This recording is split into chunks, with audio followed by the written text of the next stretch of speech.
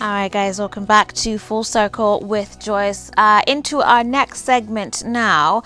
We want to talk about how to beat the tough financial times and to be able to thrive in the midst of what seems to, be very difficult times and very difficult seasons.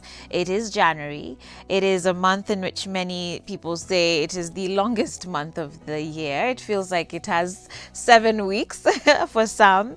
And so we want to talk about how do you actually then be able to stay within your financial margins this year? How do you still be able to enjoy life and make good with what you have, despite this being the month when, there's a lot of lethargy from Christmas being over, the holidays are over, there's a lot of responsibilities, there's all sorts of goals and resolutions, and so it can be a bit overwhelming.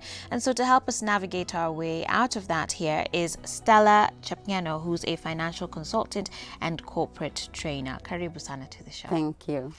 All right. So if we're very honest with ourselves, Yes, 2019, economically speaking, was a pretty tough year for a lot of businesses. Yes, sure. And so it is almost unlikely that businesses would be raising salaries per se for 2020. Yeah. And so a lot of people will just have to, figure out how to manage and thrive and survive, through their December salaries and maybe their January salaries as well. Sure. So this conversation obviously should have started a longer time ago, I think would be the first tip that I would throw in there. Yeah, sure. Right? Like you Yes. should have planned for January. Yes. Way back. Way back. How far back? I would say it's important for one to look at their finances way back in. Like right now, we should be planning for December. We should have done our goals last year, our financial goals for this year. That means we will have planned on how to go about our December this year.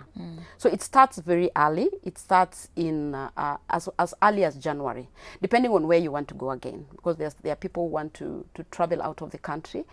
It depends again on the cost implication. How much do you want to spend? So it can even go back to 2 years, 3 years, depending on exactly what you want to do. Okay. But an ideal situation is where you sit around the last quarter of the year, just maybe the worst case scenario in December, just to plan for the next year, and especially setting your financial goals on what you want to do. Okay. Yes. So for those who didn't do that then, last quarter of the year, that puts you in August, Yes. September. Yeah. If you did not plan from then, Yes. you certainly were not thinking about any sort of planning in Yes. December. Yeah. And now here's January. What can one do now, right? Because at least every day is a new chapter for us to correct mistakes and move on. Yeah, sure. One of the things that someone needs to do right now, basically, is to accept the situation that you are in at the moment. If you did not plan and you are in a tough moment, you need to cut down. You need to look at what are my expenses like? What is it that I need to cut down? Because you're able to know, is it very necessary? You need now to differentiate between the needs and the wants. Is it very necessary for me, for example, to pay for a decoder maybe, or something, or internet at this point in time, or should I save that money for something else? Let me look at something like food. For example, is it necessary for me to keep buying snacks for my children, or do I make them for the family? Like you're looking at ways of cutting cost. Yeah. If you're traveling, for example, and there's a train in your route, can I use the train instead of using my car? That will be able to cut costs. So at the moment, if you did not plan for last year, you need to think, how do I cut cost? You need to make some tough decisions. Yes, now. very tough decisions. And then moving forward, you need to ask yourself, what is it that I need to do moving forward? For example, you can decide, first you need to track your expenses to just be able to know, where am I? If there is an excess in terms of your income, then plan in terms of saving it somewhere that you cannot touch it until a point whereby you need it, maybe in January. Right. For example, there are savings challenges that are there. You can be able to take advantage of that and plan for January. Yes. It's good that you've brought that up, because clearly it sounds like for you to be able to thrive during it requires a lot of discipline. Yes. Right? The Yes. people who make it are not just, it's not out of luck. It's Yeah. because they have purpose to do it. Yes. They've set structures in place for themselves to be able to stick to their goals and to get to where they want to Yes. be. Yes. And so then one of the challenges, I guess there's a lot of temptations in this road to discipline. Yes. Because especially when you look at the financial landscape in Kenya now, there's so many options as far as being able to just borrow money and to acquire credit, just, over a phone. Yes. Like, nobody has even met you. They don't know what you look like. Yeah. But you just punch a few things on your phone and voila, Yes. you have, some money. So For those who are saying that they're really struggling with things right now, and so they're contemplating taking, a mobile credit loan to help, according to them, it's going to help solve their issues. What would you say? one of the things I would advise is don't take loan for consumption. That is an advice that any other financial consultant can give. Yeah, and that's a basic. It's that is in the fact, basic. we should say it's a basic financial principle. It's a basic. Everybody should learn. Yeah. So you should never take loan for consumption. You should only take loans to go and invest to get more money, because when you're paying back the loan, you're paying back with an interest. Right. So you cannot be able to take a loan that you're going to consume because it is not giving you any income. Yeah. So what you need to look at is ways to make more income. And there's very many ways to make more income. There are so many ways online just making income. People are making income online. The challenge we have is that people don't want to go the extra mile. People don't want to feel the pain. They want to be in the comfort zone but still enjoy a lifestyle when things have already changed. So if you're in Kenya at the moment and you have one source of income, then you must be struggling. You must have at least 3 sources of income to be able to say that I'm comfortable. And 3 sources of income is something that you can easily do with your time. Once you have evaluated your time and be able to know how much time do I really spend doing things that can bring me money. Yeah. Because most of the time you realize we waste a lot of time that we could have used to make money. All of us have 24 hours in a day. Yes. Absolutely. Yeah, so I would really discourage people who are going out there to take loans, especially from the mobile app, for consumption. If you are taking it for business and that business is giving you a good return, to be able to pay back the principal and the interest. And in the interest, and you also make a profit out of that, then I will encourage that. But if you're taking for consumption, then I discourage that. Because you're going to get into what we call a debt trap. You're going to get into what we call a debt cycle. And it will be very difficult for you to come out of it unless you are very deliberate. The other thing that maybe I want to touch on is what takes us there basically is because of our, what can I say, our money personalities. We have different money personalities. We have the spenders whom they can't stay in the same house with money. One has to live. And we have the savers. So you need to know what kind of a person am I to be able to understand how you can be able to save your money, how you can be able to plan for yourself moving forward. Once you've understood yourself, then you can be able to plan based on that. So you put money in a place whereby you cannot touch it, come what may, until that point when you want to access. So that is how you can be able to help yourself moving forward. So understand first, who are you and what is your money personality? What is your relationship with your money? I want to get to that point on savings in just a bit, but I also really want to emphasize the point that you've made here about how all of us have the same number of hours in a day, right? So, and it's a very good question. If you're to do an honest assessment of yourself, where does your time go? Like, what is it that you're doing? Is it just for watching TV? Are you just hanging out with friends? Go kwa base, tuna watu na. If like, it's a very sobering exercise to do, to just be able to understand, wow, where is it that my time goes? And what you're saying, if you have one source of income, then you're going to be struggling in this country. Because the wealthy themselves say you need to have at least 7 sources. The Bible, true, yes. 7 sources of income. So, kaujafika huko mazee uko na kazi bado, you can't be sitting comfortable. But speaking of what you were saying, then also understanding your money personalities, and this is why I also say even your spouse is one of the very important business decisions you make, because if you're both spenders, like, woe unto you. Hiyo nyumba itakuwa na pesa. Itakuwa na shida. But then there's this question of saving. And a lot of times we've talked about finance on this show, and we always hear about how women are such great savers, but we're terrible investors. Like, we can just have money accumulating somewhere. So how do you strike that balance between don't touch this money, as you're saying, versus put it somewhere where it will possibly get a return, understanding though that may also have some risk? One of the things that you need to do is to do a research. if you can't do a research yourself, then you get us, the experts, to be able to do for you the research and be able to tell you these are the avenues where you can be able to save your money, and this is how it will grow. And of course, you need to look at the charges as well, because the money, wherever you put money, there are charges, either withdrawing charges, there are other management charges, there's also what we call the taxes that are there. So we need to put on the table the options for saving, so that you can be able to know, where do I put my money and how will it grow?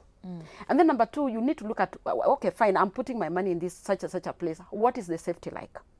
And let me just say, when you say women put aside money, they don't invest, women are the best investors. And especially when they work in groups. Yeah. They have done great things. I always use the example of a group in Moranga that did a big thing, building, there are over 300 women, and they built a hostel. And these are women, and they used only 10 shillings to do so. Amazing. So basically, it's just, they just need someone to guide them, someone to hold their hand, and someone to be able to tell them, where can you put your money? So ideally, what you need to do is to grow your money. Always think of ways to grow, and there are so many avenues. Yeah. We cannot exhaust them right now. Can you touch on a few? Because I know someone is sitting at home like, Yes. like which one? One of them is the SACCO. The SACCO is the best avenue to save. And as you also buy shares, there's the saving part and there's the buying shares. Okay. When you save, you get interest. When you buy shares, you get dividends. Okay. So you are earning both ways. Yeah. And at the same time, you can borrow loans that are very friendly, interest friendly. The other part is money market. Money market is where you can put your emergency account. Okay. And as well as what we call a freedom account, where you just put money knowing that I might need a phone in the next 3 months. Okay. So instead of borrowing to buy the phone, you put aside money at the beginning of the year. For example, if your plan is to change your phone in the next 6 months, so you start planning now for that change of phone at that particular point in time. Okay. So money market is a very good avenue where you so can your put emergency fund can actually be in a money market. Yeah, it can be in a money market, because you can easily save there and you can easily withdraw. Because what usually happens, the financial institutions take money from all of us and go and invest and give you back an interest. Right. It's just as simple as that. Okay. Then the other place you can put in money is the bank. Maybe the challenge might be it's safe, but maybe the interest might be a little bit lower. You can also put in other products in financial institutions. If you do your research, you can. There is financial institutions that have come up with very friendly products, and some of them are even the insurance industry. In the insurance industry, where they have come up with very friendly products where you can save for different things. You can save for travel, you can save for business, you can save for so many other things. So what is important is to be able to know that the avenues, even the mobile apps also, we have places whereby you are saving, like M-Shwari, for example, KCB, M-Pesa, you can be able to lock your savings there. But what is most important, where is it that is giving me more return? Yeah. And another thing you need to assess is your risk appetite. How is your risk appetite? Because most people find it very difficult to put money in a place whereby it can earn more. You can also buy shares if you're looking in the long term. So there are so many avenues whereby you can put in your money. But speaking of this risk appetite, obviously the greater the risk, the bigger the reward. If you're wise about it, it's not just, go and throw your money anywhere. But financially speaking, is growing our risk appetite something that we should aspire to? Because as you're saying, we all have different money personalities. And for some of us, we may be very risk averse. But if I, want to build wealth for my family and I, is growing then my risk appetite something that I should be learning how to do? That's something you should be able to learn to do, and it is progressive. You don't just wake up one morning and decide I'm gonna invest in a risky venture. You start testing the avenues that you feel are risky to you. Test and see, is it really true that this thing worked? Also get testimonials from people. Because what I've realized is the more risk averse you are, the longer you take to grow your investment. If that is okay with you, it is fine. But the other thing I need to talk about is also the age. You cannot have a very high risk appetite when you are 60 or almost retiring, and then you put your retirement money in the wrong place and you suffer. So again, depending on at what point you are, a 20-year-old, a 25-year-old can take as many risks as they can because they still have the time factor. But as you grow older, you need to consolidate your money, and you also need to take now less riskier ventures in terms of investing your money. And then with time, you grow from the high risk to the medium risk to the low risk as you move along. Yeah, so it's a process. It's not a one moment thing. Yeah. It's a process that you take, Yeah. and that is why you need experts to be able to help you. Where do I start? Where do I move next? Where do I move next? Or you at least need to go to a class whereby you are taught all that to be able to understand how does money work. Yeah. Because until you understand how money works, it will be very difficult for you to be able to grow your wealth. Yes.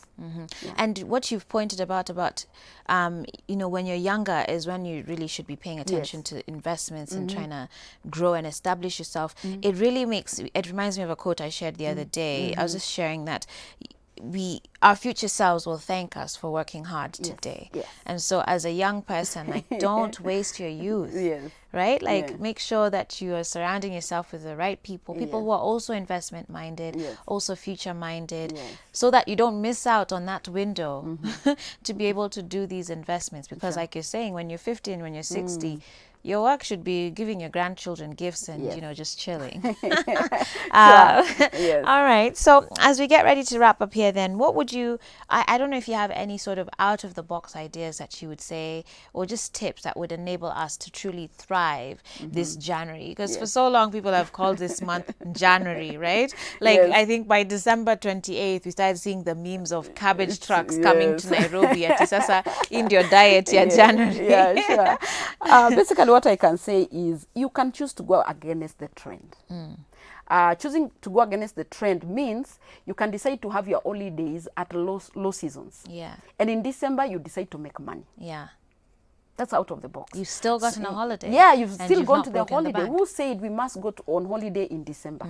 If you have not, if you choose to do that, then that means you have time in December to be able to make more money. Yeah. For example, if you have a side hustle and you want to make more money, then you can be able to use that time in December to make more money. So instead of spending more money in December, can you make more money in December? Because there are Right. many opportunities in December. Yeah. That car of yours, why don't you use it? You hire it out, or you use it as a taxi as you move along. So that is one of the things that you need to do. And then, of course, planning. You can choose not to plan, and you live with the consequences. But basically, what we need to do is to be able to plan, save for what we need to do, save for your lifestyle. I keep Yeah. telling people, you don't have to change your lifestyle, but you need to save for your lifestyle, work hard to be able to get the income for your lifestyle. And like I would say again is that just know that it requires sacrifice, Yeah. it requires patience, it requires hard work, and it requires you to be very much disciplined Okay. in terms of that. So basically what I can tell people is let's work against the trends, Okay. move in the other direction, and right. it will be, you don't have to go for Christmas in December. Absolutely, Yeah. absolutely. Well, that's great. Thank you so much for coming through to the show. How can people get in touch with you should they wish to seek out some of these services? Okay. Yeah, they can be able to get me on social media, and especially on Facebook. Okay. My name remains Stella Chepngeno. You go in there, you see my face, you'll get me there. Great. And of course, I'm mostly on Facebook and also advising people on the same. Okay. So, or you can go to a page called Serenity Talks on Facebook. Okay. You'll still find me there. All right. Thank you so much, Stella, right. for Thank you coming too. through. We do appreciate your time and yeah, advice. With that said, guys, we're taking our next break here. But when we come back from it, we're going to then jump into nutrition and talk about how to eat right for your body type. Stay tuned. This is Full Circle with Joyce.